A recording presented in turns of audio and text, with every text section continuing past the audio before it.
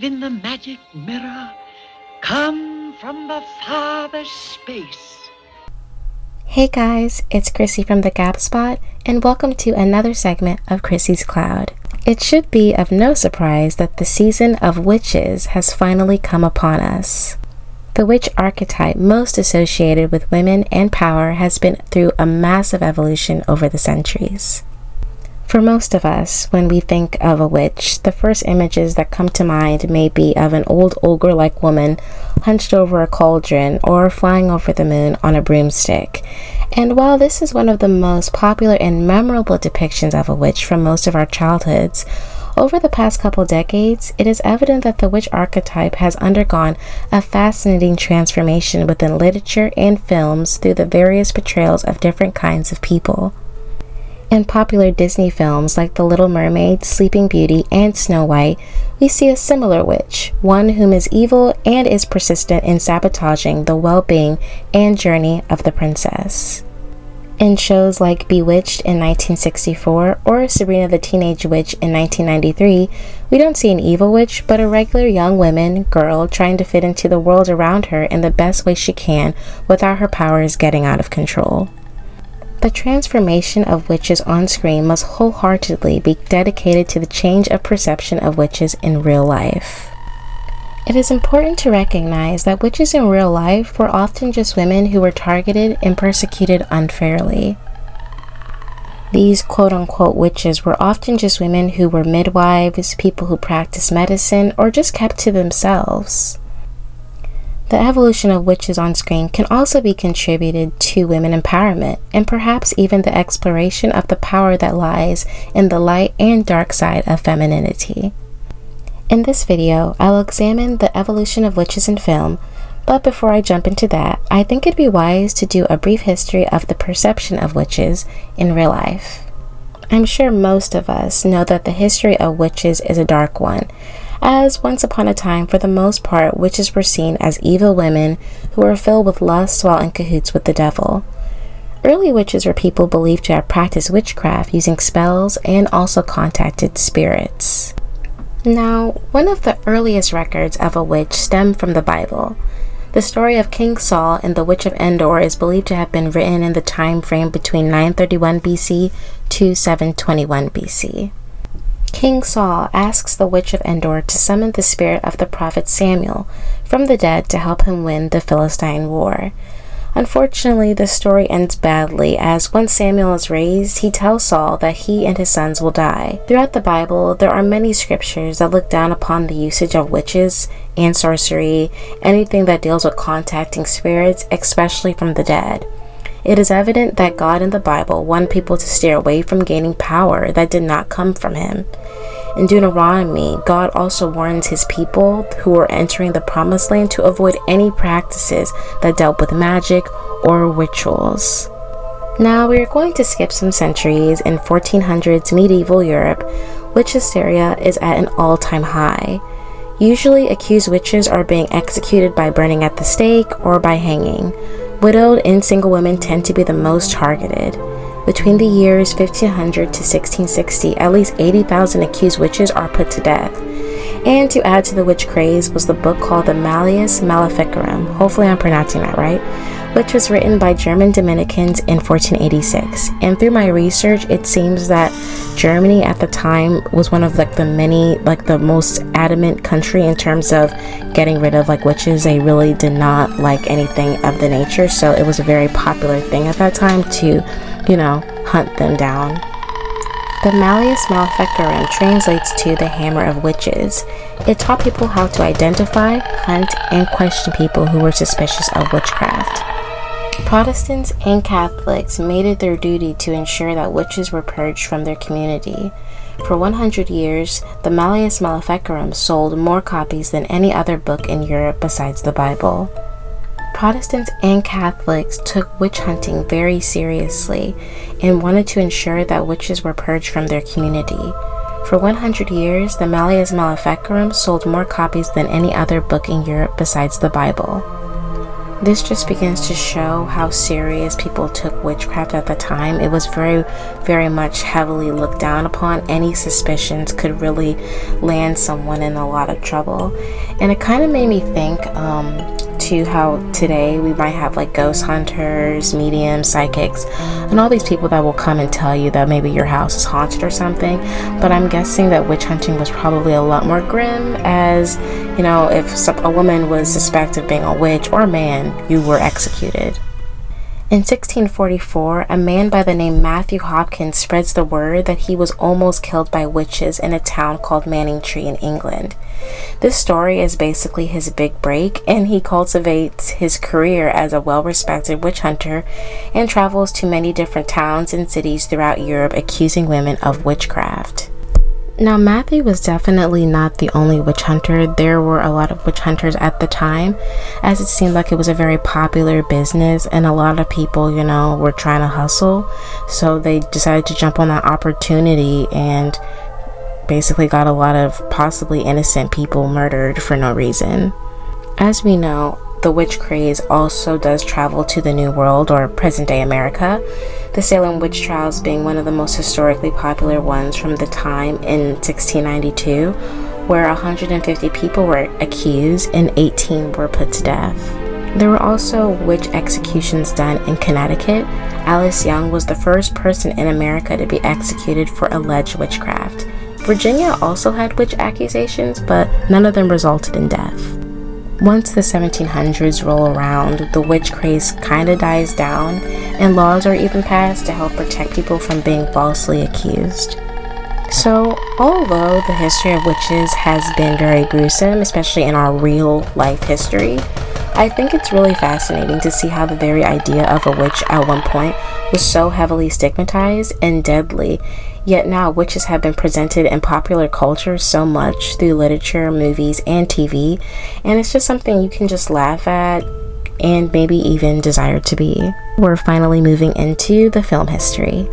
Before the groundbreaking classical film The Wizard of Oz in 1939, I do want to mention the silent picture movie era. Between 1895 to 1916, only 9 movies contained a witch.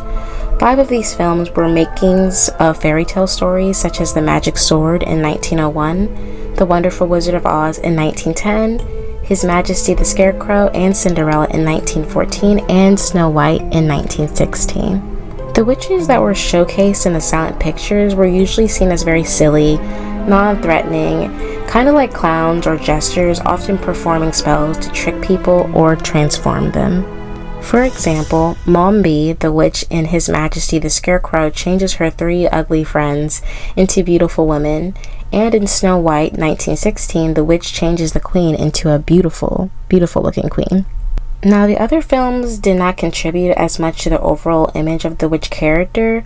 There was one lost film called The Bewitched Matches in 1913, Macbeth in 1916, and an historical documentary-like film on the Salem witch trials in 1913. Out of all of these early films, the most compelling has to be The Mysteries of Myra in 1915. The story follows a woman named Myra, whom is the daughter of an occult leader. She is haunted by her dead father's devil-worshipping order.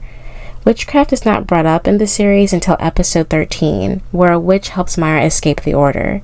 Now, from 1916 to 1932, only one animated witch film appears called At Rainbow's End in 1925. It is said that witches vanished from the screen during this time due to the new industry. Films were no longer silent and were commodities, and had to keep viewers engaged through presenting realistic, sensationalized lives. Also, due to the World War, films were made to be happy, upbeat, joyful, and to provide escapism for the viewer.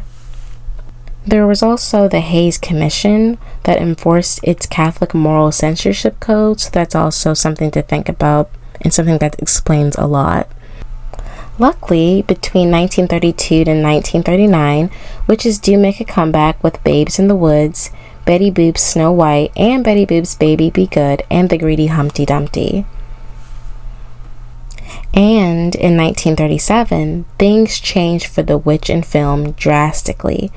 We see the iconic, popular classic film Snow White and the Seven Dwarfs. And we are introduced to the infamous wicked evil queen. Her grim and lurid image was still reminiscent of the fantastical evil witch, but along with her grimness was also beauty. Film professor Elizabeth Bell says that Disney's production papers state that the queen is beauty as sinister, mature with plenty of curves. She is what you may consider a femme fatale.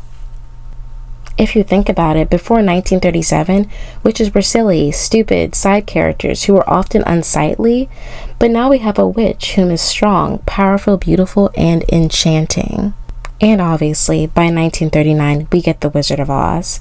Both witches in The Wizard of Oz and Snow White both share a similar goal, which is to harm the film's protagonists, only the Wicked Queen looks a lot more glamorous doing it. 50s and 60s, we get an interesting blend of witch comedies and kind of horror films. I Married a Witch, a romantic comedy, comes out in 1942, Coming Around the Mountain in 1951, Bell, Book and Candle in 1958.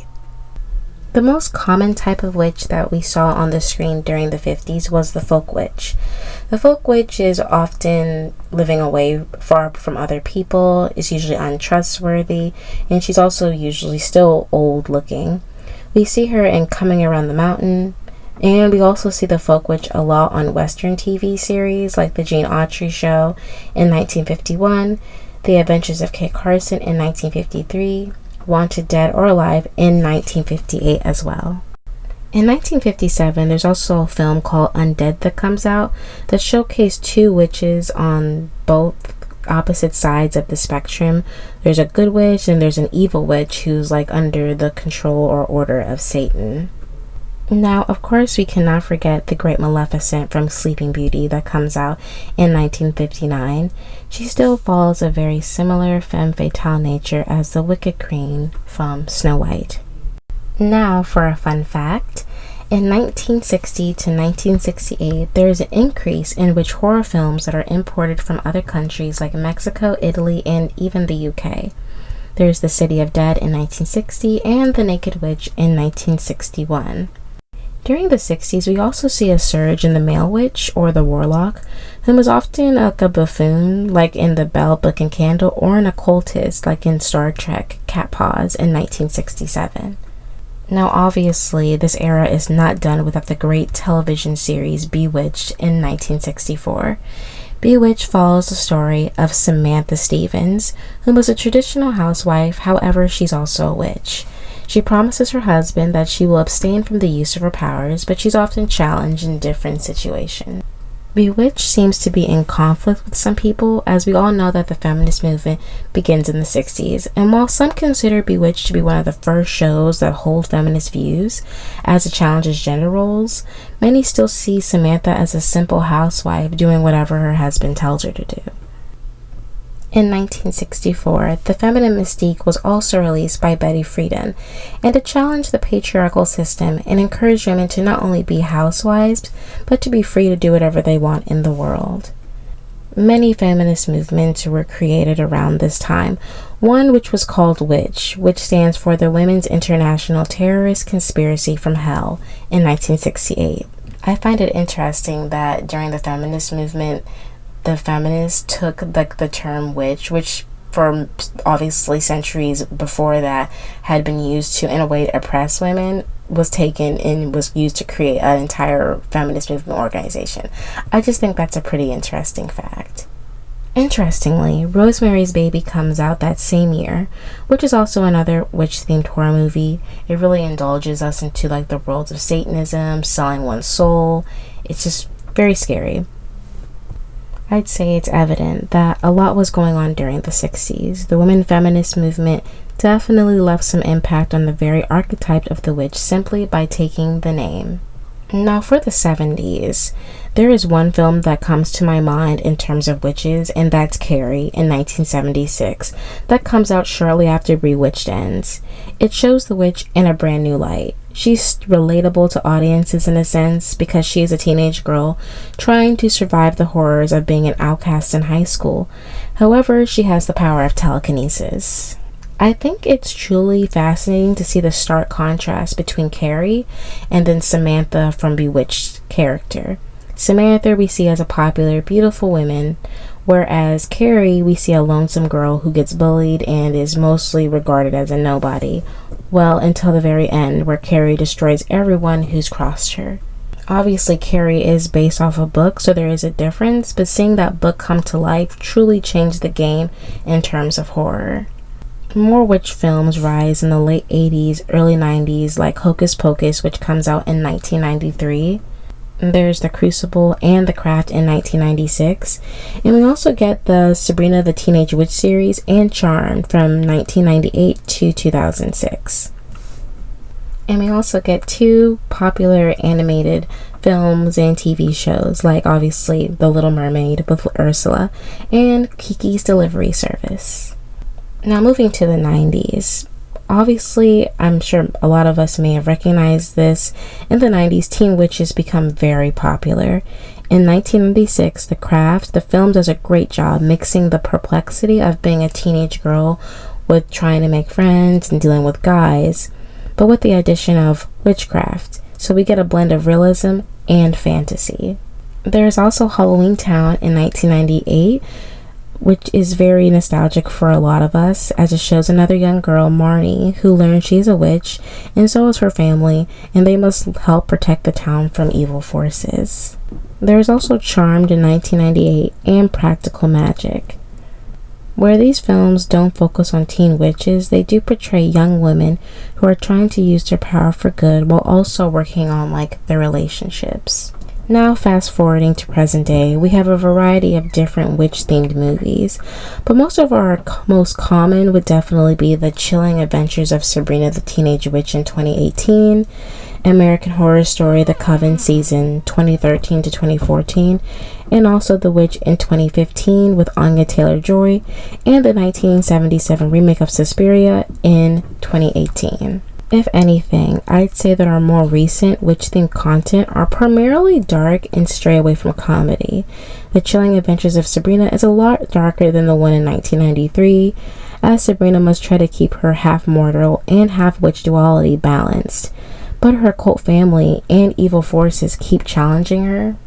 An American Horror Story, Coven, focuses on the witches who escaped the Salem witch trials and their descendants. Into the Woods is a musical, and I definitely say it's still grim as it focuses on the grim fairy tales, but I feel like the music makes it less scary than the eerie witch film that came out in 2015. Anyways, guys, I'm sure that I could write an entire book on the amount of witch films that are a part of our history.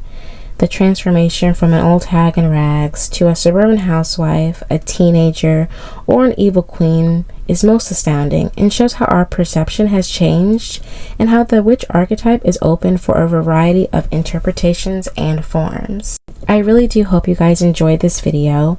Hopefully maybe I can do a deep dive on one of these films for a future video.